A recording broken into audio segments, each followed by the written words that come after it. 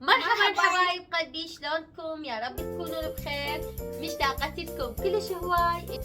واليوم راح اسوي لكم اطيب مرقة سبيناخ بدون لحم وبطريقة كلش سهلة بسيطة. ويلا خلونا نبلش بطريقة التحضير. هسه راح نبلش بطريقة التحضير. اول بداية عندي كزبرة وسبانخ، هنا راح اقطعها واغسلها، بس الكزبرة راح اخذ بنعتها كمية قليلة واضيف وياها شبنت وبصل. وهنا عندي اللوبيا بيضة سلقتها بس، واذا تردوا تستخدمون حمص مجروش همين كلش طيبة. وهذا الشي راجع لكم، حمص مجروش او اللوبيا بيضة مثل ما جاي تشوفونها جاي ترقص.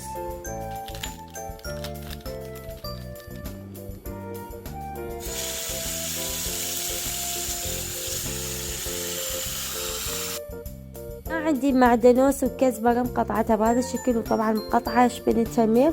وهنا جاي احمس البصل وراح اضيف الكرفس والكزبرة وشبنت همين، وبالاخير اضيف السبانخ واللوبيا. بعد ما انحمست المعدنوس والكزبرة وشبنت ويا البصل، ضفت السبانخ ونومية بصرة، وراح اضيف الملح وفلفل اسود قليل.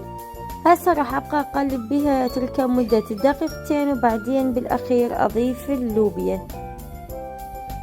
هسه بعد ما انحمست السبانخ راح اضيف اللوبيا واتركها تنحمس مدة دقيقة، واضيف عليها الملح وصلصة الطماطة. واذا تردوا تضيفون حلبة هذا الشي راجع لكم، بس انا حبيت ابسط لكم الطريقة.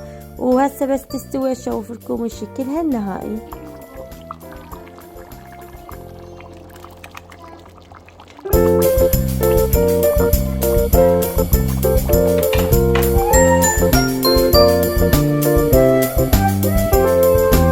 هسه وصلنا نهاية الفيديو حبايب قلبي. مثل ما شفتوا طريقتها كلش سهلة وبسيطة. اتمنى عجبكم هذا الفيديو. لا تنسونا بلايك والاشتراك، وشاركوا رابط قناتنا مع اصدقائكم واقربائكم. واحبكم كلش هواي، والف عافية. باي.